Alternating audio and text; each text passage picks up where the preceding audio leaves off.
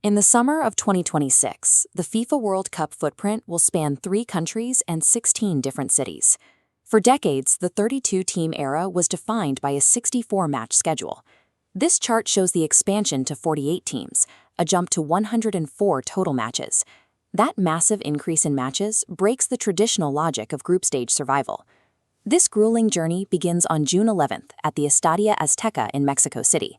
The final destination is MetLife Stadium in East Rutherford, New Jersey, 39 days later. Because there are 40 additional matches to navigate compared to 2022, teams are forced to abandon decades of conservative tournament strategy just to reach the final. The initial stage is now comprised of 12 groups of 4 teams each, stretching the alphabetical layout all the way to Group L. Expanding the field by 16 teams guarantees a level of chaos in the draw, often pairing nations that have zero competitive history. Curious Group K is the prime example. Portugal, DR Congo, Colombia, and the debutantes from Uzbekistan have never faced one another in an international match. This lack of historical data eliminates the predictability of traditional scouting, forcing powerhouses to face opponents with no established tactical footprint. Under the new math, finishing in the top 2 is no longer the only way to survive. 8 wildcard slots are now reserved for the best third-placed teams across the 12 groups.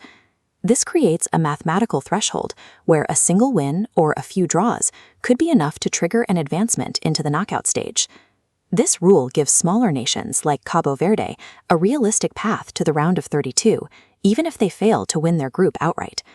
Because goal differential for these slots is calculated across the entire tournament, the dead rubber match is gone. Every single goal matters for survival. All those advancing teams lead into a new bottleneck, the round of 32, a massive single elimination bracket that didn't exist in the old format. Winning the trophy now requires surviving 8 matches instead of the traditional 7.